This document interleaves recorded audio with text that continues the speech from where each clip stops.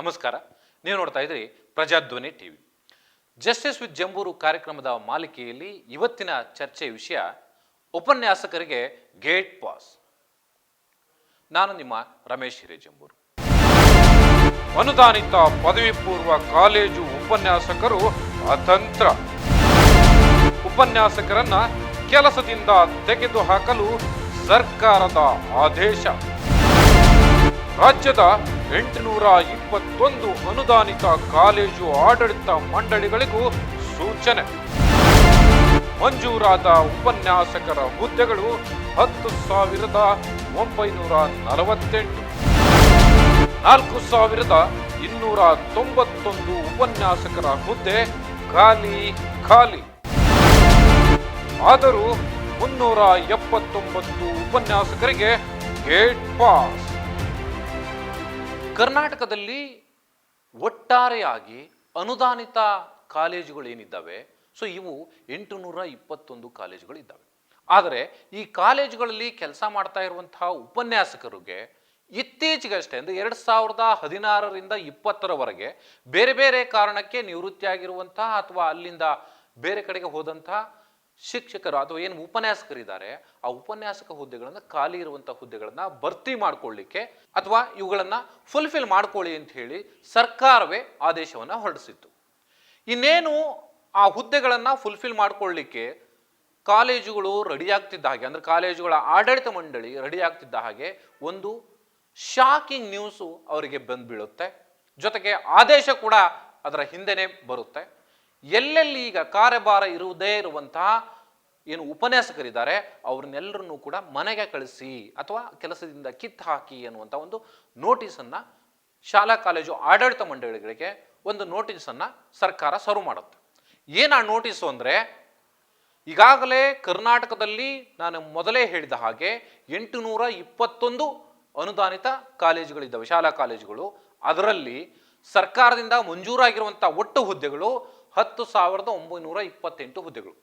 So 10,928 ಹುದ್ದೆಗಳಲ್ಲಿ ಸಾಕಷ್ಟು ಹುದ್ದೆಗಳು ಖಾಲಿ ಇದೆ. ಅಂದರೆ ಹೆಚ್ಚು ಕಡಿಮೆ 4,298 ಹುದ್ದೆಗಳು ಖಾಲಿ ಉಳಿದಿದ್ದಾವೆ.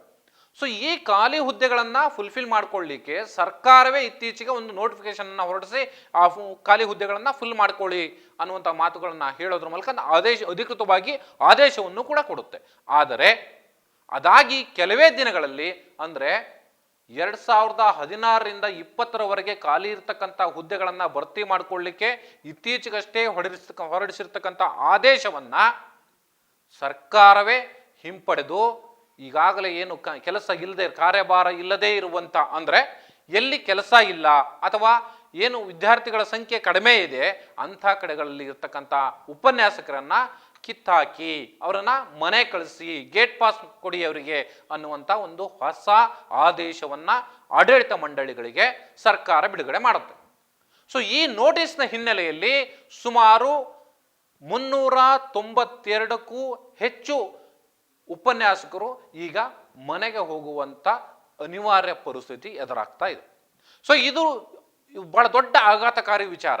ಸೊ ಆ ಕಾರಣಕ್ಕಾಗಿ ಇವತ್ತು ಜಸ್ಟಿಸ್ ವಿತ್ ಜಂಬೂರು ಕಾರ್ಯಕ್ರಮದ ಮೂಲಕ ಈ ವಿಚಾರವನ್ನ ಜನರ ಗಮನವನ್ನು ಸೆಳೆಯಲಿಕ್ಕೆ, ಜೊತೆಗೆ ಜನರಿಗೆ ವಿಚಾರವನ್ನು ತಿಳಿಸೋದ್ರ ಜೊತೆಯಲ್ಲಿ ಸರ್ಕಾರಕ್ಕೂ ಕೂಡ ಇಲ್ಲಿ ಎಚ್ಚರಿಸುವಂತ ಕೆಲಸ ಆಗಬೇಕು ಅನ್ನೋ ಕಾರಣಕ್ಕೋಸ್ಕರನೇ ಈ ಸಬ್ಜೆಕ್ಟ್ ಅನ್ನ ನಾವು ಇವತ್ತು ಚರ್ಚೆಗೆ ಕೈಗೆತ್ತಿಕೊಂಡಿರುವಂಥದ್ದು. ಬಹಳ ಪ್ರಮುಖವಾಗಿ ಕಾಲೇಜುಗಳಲ್ಲಿ ಈಗಾಗಲೇ ಸುಮಾರು ಸರ್ಕಾರವೇ ಹೇಳ್ತಾ ಇರೋ ಪ್ರಕಾರ ಇತ್ತೀಚಿನ ದಿನಗಳಲ್ಲಿ ಅನುದಾನಿತ ಶಾಲೆಗಳಂತೂ ಕಾಲೇಜುಗಳು ಏನಿದಾವೆ ಇಲ್ಲಿ ಸುಮಾರು 50% ವಿದ್ಯಾರ್ಥಿಗಳ ಸಂಖ್ಯೆ ಕಡಿಮೆ ಆಗ್ತಾ ಇದೆ ಕಾಲೇಜುಗಳಲ್ಲಿ ಅನ್ನುವಂಥ ಒಂದು ವರದಿಯನ್ನು ಸರ್ಕಾರ ಸಿದ್ಧಪಡಿಸುತ್ತೆ. ಕಾರಣ ಏನು ಅನ್ನೋದಾದರೆ, ಇಲ್ಲಿ ಬೇರೆ ಬೇರೆ ಟೆಕ್ನಿಕಲ್ ಕೋರ್ಸ್ಗಳಿರ್ಬೋದು ಅಥವಾ ಬೇರೆ ಬೇರೆ ಕಾರಣಕ್ಕೆ ಅಥವಾ ಬೇರೆ ಬೇರೆ ಹೊಸ ಕೋರ್ಸ್ಗಳಿಗೆ ಯುವ ಜನತೆ ಸಹಜವಾಗಿ ವಾಲ್ತಾ ಇದ್ದಾರೆ. ಸೊ ಆ ಕಾರಣಕ್ಕಾಗಿ ಇದುವರೆಗೆ ಇದ್ದಂತಹ ನಾರ್ಮಲ್ ಕೋರ್ಸ್ಗಳೇನಿದ್ದಾವೆ, ಈ ಆರ್ಟ್ಸ್ ಸಬ್ಜೆಕ್ಟ್ಗಳಂತ ನಾವೇನು ಕರಿತೀವಿ, ರಾಜಕೀಯ ಇರ್ಬೋದು ಅಥವಾ ಅರ್ಥಶಾಸ್ತ್ರ ಇರ್ಬೋದು ಅಥವಾ ಸಮಾಜಶಾಸ್ತ್ರ ಇರ್ಬೋದು, ಈ ಥರದ ಬೇರೆ ಬೇರೆ ಏನು ಆರ್ಟ್ಸ್ ಕೋರ್ಸ್ಗಳೇನಿದ್ದಾವೆ ಈ ಕೋರ್ಸ್ಗಳಿಗೆ ಬರುವಂಥ ವಿದ್ಯಾರ್ಥಿಗಳ ಸಂಖ್ಯೆ ಕಡಿಮೆ ಆಗ್ತಾ ಇದೆ ಅನ್ನುವಂಥ ಒಂದು ವರದಿ ಇದೆ.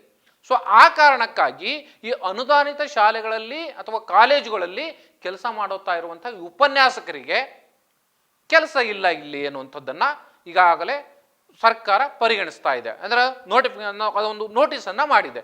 ಅಲ್ಲಿ ಬರ್ತಕ್ಕಂಥ ಉಪನ್ಯಾಸಕರ ಸಂಖ್ಯೆ ಎಷ್ಟಿದೆ ಅನ್ನೋದಾದ್ರೆ 379 ಉಪನ್ಯಾಸಕರು.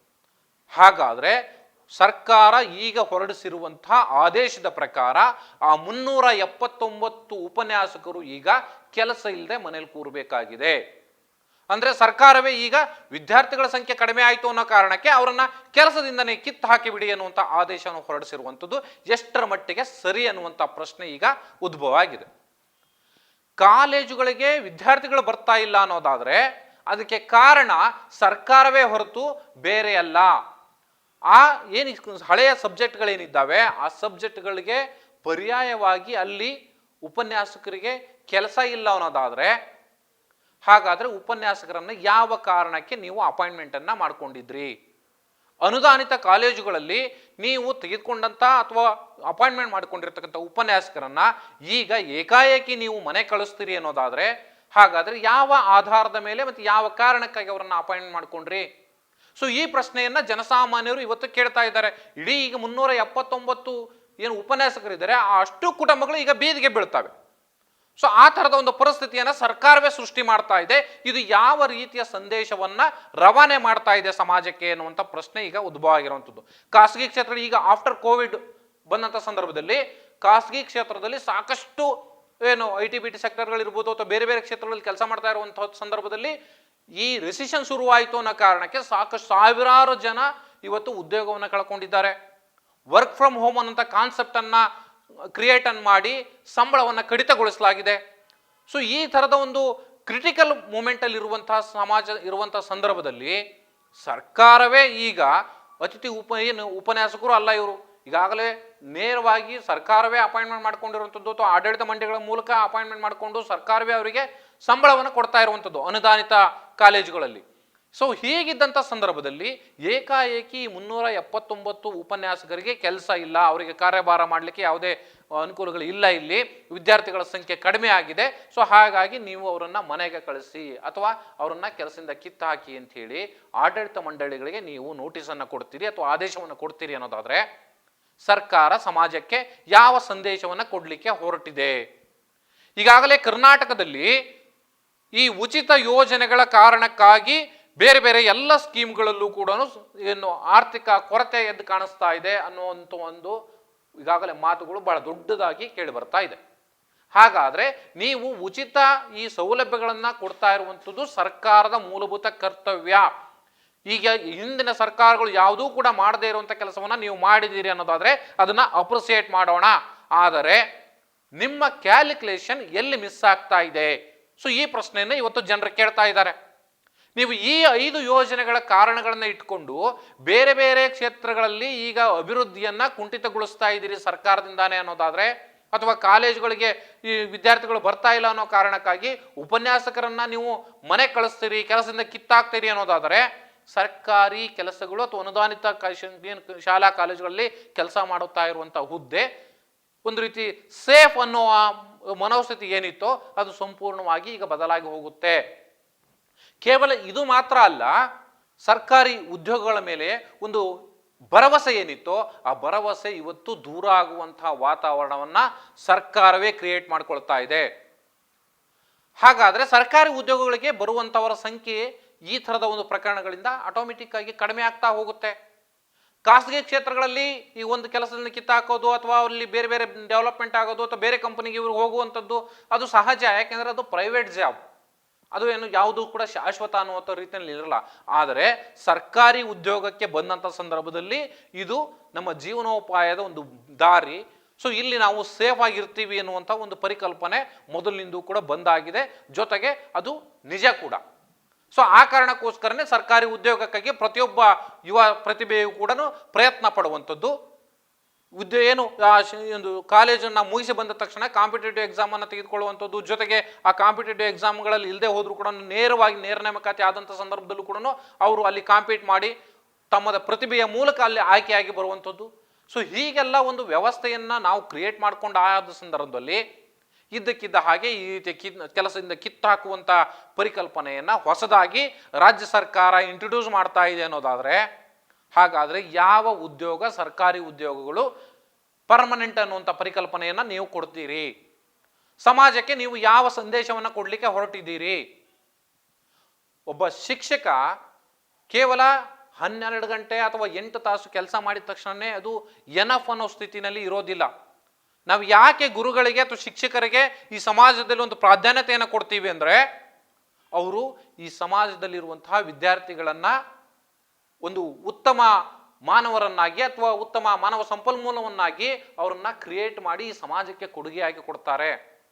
ನಾವು ಯಾಕೆ ಎಷ್ಟೇ ವಯಸ್ಸಾದರೂ ಕೂಡ ಶಿಕ್ಷಕರನ್ನ ಅಥವಾ ನಮ್ಮ ಕಾಲೇಜು ದಿನಗಳಲ್ಲಿ ನಮಗೆ ಪಾಠ ಹೇಳಿಕೊಟ್ಟಿರ್ತಕ್ಕಂಥ ಉಪನ್ಯಾಸಕರನ್ನ ನೆನೆಸ್ಕೊಳ್ತೀವಿ ಅಂದ್ರೆ, ಅದು ಜೀವನದ ಒಂದು ಪಾಠವನ್ನು ಕಲಿಸುವಂತ ಸಂದರ್ಭ. ಜೀವನಕ್ಕೆ ಏನೇನೋ ಮೌಲ್ಯಗಳು ಬೇಕೋ ಅದನ್ನ ತುಂಬಿ ಒಬ್ಬ ಮನುಷ್ಯನನ್ನ ಪರಿಪೂರ್ಣವನ್ನಾಗಿ ಮಾಡಿ ಆಚೆ ಬಿಡುವಂತ ಅಥವಾ ಸೊಸೈಟಿಗೆ ಕೊಡುವಂತ ಸಂದರ್ಭ. ಇಂಥ ಸಂದರ್ಭದಲ್ಲಿ ಇರ್ತಕ್ಕಂಥ ಒಬ್ಬ ಉಪನ್ಯಾಸಕರುಗಳನ್ನ ನೀವು ಬೀದಿಗೆ ತಂದು ನಿಲ್ಲಿಸ್ತೀರಿ ಅನ್ನೋದಾದ್ರೆ, ಅವರ ಇಡೀ ಕುಟುಂಬಗಳನ್ನ ಇವತ್ತು ನೀವು ಬೀದಿಗೆ ತಂದು ನಿಲ್ಲಿಸ್ತೀರಿ ಅನ್ನೋದಾದ್ರೆ, ಹಾಗಾದ್ರೆ ಈ ಸರ್ಕಾರಗಳು ಅಥವಾ ಈ ವ್ಯವಸ್ಥೆ ಏನ್ ಮಾಡ್ಲಿಕ್ಕೆ ಹೊರಟಿದೆ? ಉಪನ್ಯಾಸಕರುಗಳ ಮೇಲೆ ಯಾವ ರೀತಿಯ ಗೌರವವನ್ನು ಇಟ್ಕೊಂಡಿದೆ? ಸೊ ಈ ಪ್ರಶ್ನೆಗಳನ್ನು ಸಮಾಜದಲ್ಲಿ ಇವತ್ತು ಎದ್ದು ಕೇಳಿ ಬರ್ತಾ ಇದ್ದಾವೆ. ಬಹಳ ಪ್ರಮುಖವಾಗಿ ಸರ್ಕಾರದಲ್ಲಿ ಇವತ್ತು ಹಣ ಇಲ್ಲ ಅನ್ನುವಂಥ ವಿಚಾರ ಸಾರ್ವಜನಿಕವಾಗಿ ಚರ್ಚೆ ಆಗುವಂಥ ಪರಿಸ್ಥಿತಿ ನಿರ್ಮಾಣ ಆಗಿದೆ. ಯಾಕೆ ಈ ತರದ ವ್ಯವಸ್ಥೆ ಕ್ರಿಯೇಟ್ ಮಾಡ್ಕೊಳ್ತಿದ್ದೀರಿ?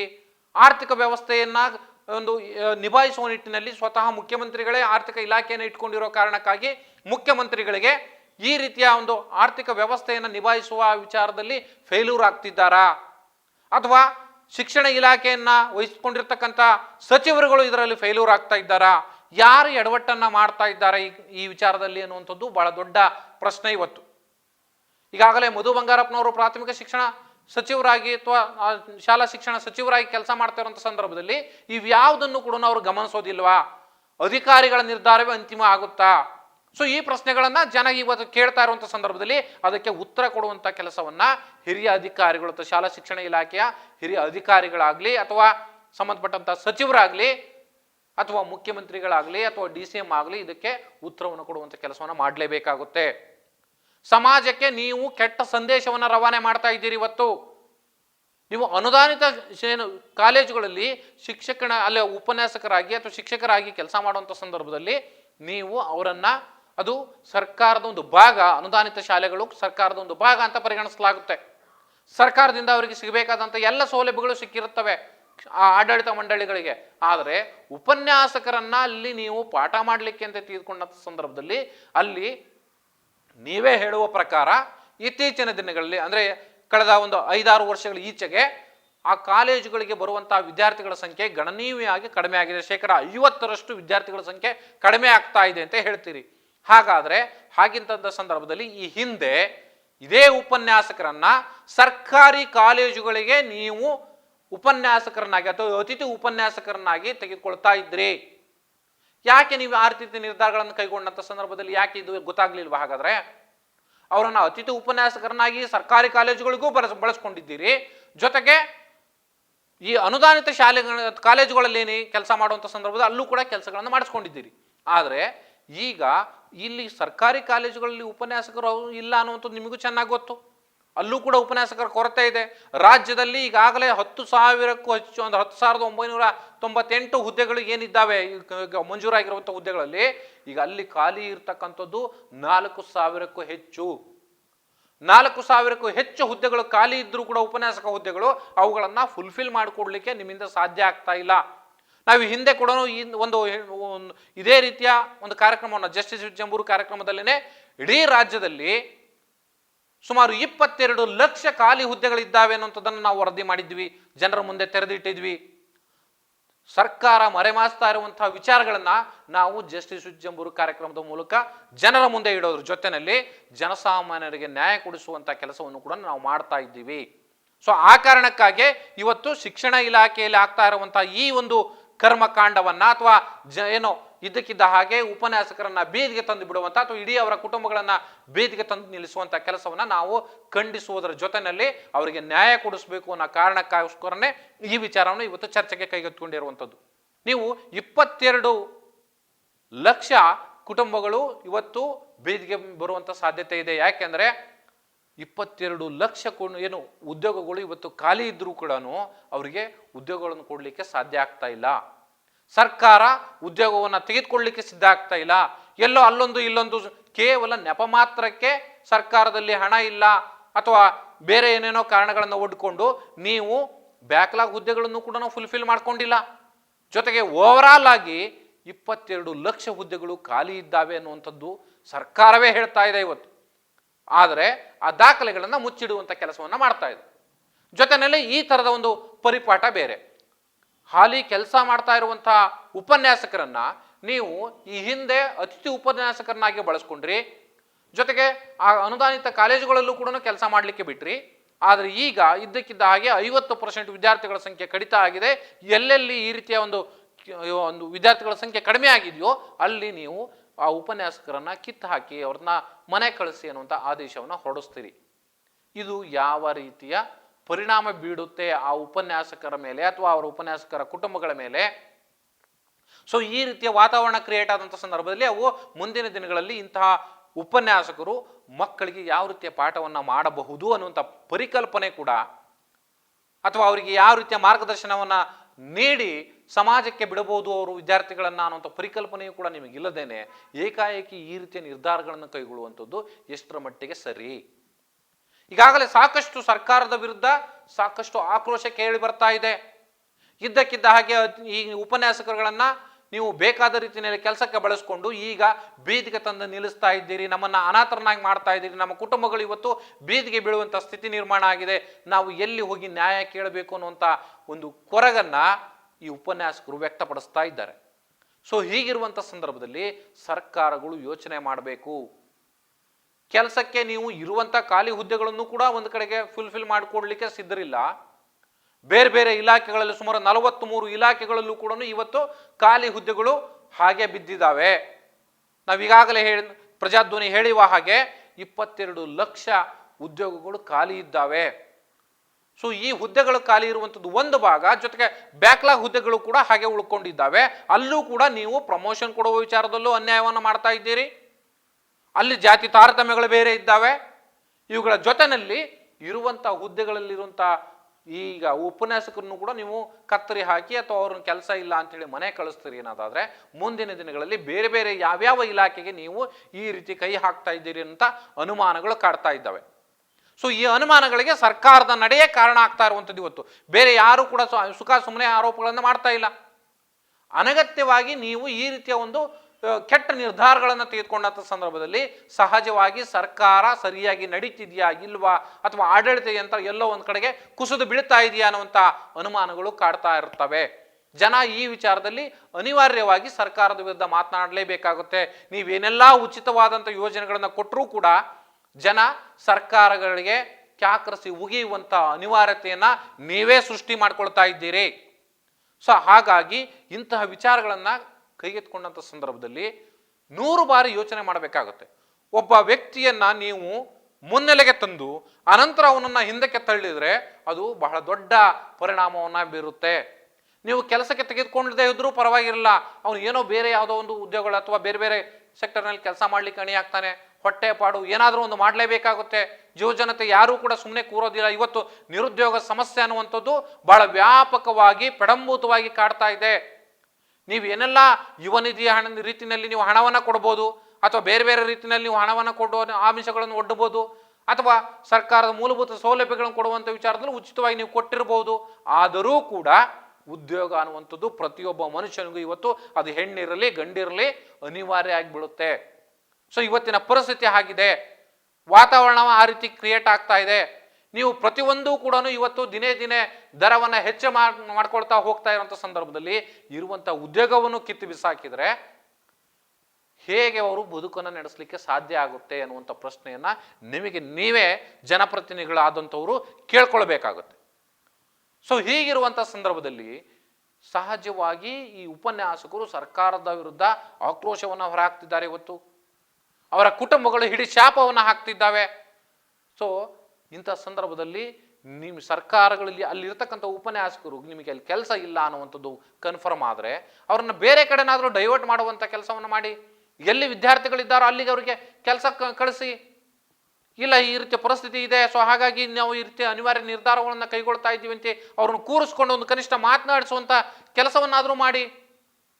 ಇವ್ಯಾವುದನ್ನು ಕೂಡ ನೀವು ಮಾಡ್ದೇನೆ ಏಕಾಏಕಿ ಅವ್ರನ್ನ ಕೆಲಸದಿಂದ ಕಿತ್ತು ಹಾಕಿದರೆ ಅವು ಬದುಕು ಹೇಗೆ ನಡೀಬೇಕು ಅಥವಾ ಅವರ ಇಡೀ ಕುಟುಂಬಗಳ ಪರಿಸ್ಥಿತಿ ಏನಾಗಬಹುದು, ಈ ಸಣ್ಣ ಆಲೋಚನೆ ಇವತ್ತು ಜನಪ್ರತಿನಿಧಿಗಳಿಗೆ ಅಥವಾ ಶಿಕ್ಷಣ ಇಲಾಖೆಯಲ್ಲಿರುವಂಥ ಹಿರಿಯ ಅಧಿಕಾರಿಗಳಿಗೆ ಇರಬೇಕಾಗುತ್ತೆ. ಸೊ ಇನ್ಮೇಲಾದರೂ ಕೂಡ ಸರ್ಕಾರದಲ್ಲಿರ್ತಕ್ಕಂಥ ಜನಪ್ರತಿನಿಧಿಗಳು ಜೊತೆಗೆ ಸ್ಥಳೀಯವಾಗಿರ್ತಕ್ಕಂಥ ಶಾಸಕರುಗಳು ಇಂಥ ಸಂದರ್ಭದಲ್ಲಿ ಮಧ್ಯಪ್ರವೇಶ ಮಾಡಬೇಕು. ನೀವು ಕೇವಲ ರಾಜಕಾರಣದ ವಿಚಾರದಲ್ಲಿ ಅಥವಾ ನಿಮಗೆ ಯಾವುದೋ ಕಮಿಷನ್ ಬರುತ್ತೆ ಅನ್ನೋ ಕಾರಣಕ್ಕಾಗಿ ಅಥವಾ ಮತ್ಯಾವುದೋ ಕಾರಣಕ್ಕಾಗಿ ನೀವು ಮಧ್ಯಪ್ರವೇಶ ಮಾಡ್ತಾ ಇರುವಂಥ ಅಥವಾ ಬೇರೆ ಬೇರೆ ವಿಚಾರಗಳನ್ನು ನಾವು ನೋಡಿದ್ದೀವಿ. ಆದರೆ ಹೊಟ್ಟೆಪಾಡಿನ ವಿಚಾರ ಬಂದಂಥ ಸಂದರ್ಭದಲ್ಲಿ ನೀವು ಗಮನ ಹರಿಸಬೇಕಾಗುತ್ತೆ. ರೈತರ ವಿಚಾರಗಳು ಬಂದಂಥ ಸಂದರ್ಭದಲ್ಲಿ ಗಮನ ಹರಿಸಬೇಕಾಗುತ್ತೆ. ಮೂಲಭೂತ ವಿಚಾರಗಳ ಬಂದ ಸಂದರ್ಭದಲ್ಲಿ ನೀವು ಗಮನ ಹರಿಸದೆ ಹೋದರೆ ಕೇವಲ ನೀವು ರಾಜಕಾರಣ ಮಾಡಿಕೊಳ್ಳಿಕ್ಕೆ ಅಥವಾ ನಿಮ್ಮ ಏನು ಬೇಳೆ ಬೇಯಿಸ್ಕೊಳ್ಳಿಕ್ಕೆ ರಾಜಕಾರಣಿಗಳನ್ನ ಶಾಸಕರನ್ನಾಗಿ ನೀವು ಆಯ್ಕೆ ಮಾಡಿ ಕಳಿಸಿರುವಂಥದ್ದಲ್ಲ ಜನರು. ಸೊ ಇಲ್ಲಿ ನೀವು ಅಧಿಕಾರ ನಡೆಸುವಂಥ ಸಂದರ್ಭದಲ್ಲಿ ಪ್ರತಿಯೊಬ್ಬ ವ್ಯಕ್ತಿಯ ನೋವು ನಲಿವುಗಳನ್ನು ನೀವು ಗಮನಿಸಬೇಕಾಗುತ್ತೆ. ಆ ನೋವುಗಳು ನೀವು ನಲಿವನ್ನು ಗಮನಿಸದೇ ಇದ್ರೂ ಚಿಂತೆ ಇಲ್ಲ, ಆದರೆ ನೋವನ್ನು ಗಮನಿಸಬೇಕು. ಇದು ನಿಮ್ಮ ಕರ್ತವ್ಯ. ಪ್ರಜಾಪ್ರಭುತ್ವ ವ್ಯವಸ್ಥೆಯಲ್ಲಿ ನಿಮಗೆ ಅಧಿಕಾರವನ್ನು ಕೊಟ್ಟಂತ ಸಂದರ್ಭದಲ್ಲಿ ನೀವು ಅದನ್ನು ಗಮನಿಸದೆ ಹೋದರೆ ಜನ ನಿಮ್ಮ ವಿರುದ್ಧ ತಿರುಗಿ ಬೀಳುವಂಥ ಸಾಧ್ಯತೆಗಳು ಇರ್ತವೆ. ಸೊ ಅವುಗಳನ್ನು ದಯಮಾಡಿ ಗಮನ ಹರಿಸಿ. ಈಗ ಏನು ಅತಿಥಿ ಉಪನ್ಯಾಸಕರನ್ನಾಗಿ ಬಳಸ್ಕೊಂಡು ಇಷ್ಟು ದಿನ ಕೆಲಸ ಮಾಡಿಸ್ಕೊಂಡು ಈಗ ಅವರನ್ನ ನಡು ನೀರಿನಲ್ಲಿ ಕೈ ಬಿಟ್ಟಿರುವಂಥ ಈ ಏನು ಅನುದಾನಿತ ಕಾಲೇಜುಗಳ ಉಪನ್ಯಾಸಕರೇನಿದ್ದಾರೆ ಅವರನ್ನ ಮತ್ತೆ ಕೆಲಸಕ್ಕೆ ತೆಗೆದುಕೊಳ್ಳುವಂಥ ಕೆಲಸ ಖಂಡಿತ ಸರ್ಕಾರ ಮಾಡಬೇಕು. ಇಲ್ಲದೆ ಹೋದರೆ ಅಷ್ಟೂ ಉಪನ್ಯಾಸಕರು ಬೀದಿಗೆ ಬಂದು ಸರ್ಕಾರದ ವಿರುದ್ಧ ಪ್ರತಿಭಟಿಸುವಂಥ ಎಲ್ಲ ಸಾಧ್ಯತೆಗಳಿದ್ದಾವೆ. ಆ ನಿಟ್ಟಿನಲ್ಲಿ ಸರ್ಕಾರ ಗಮನ ಹರಿಸಬೇಕು ಅಂತ ಹೇಳ್ತಾ ಈ ಕಾರ್ಯಕ್ರಮವನ್ನು ಮುಗಿಸೋಣ. ನಮಸ್ಕಾರ.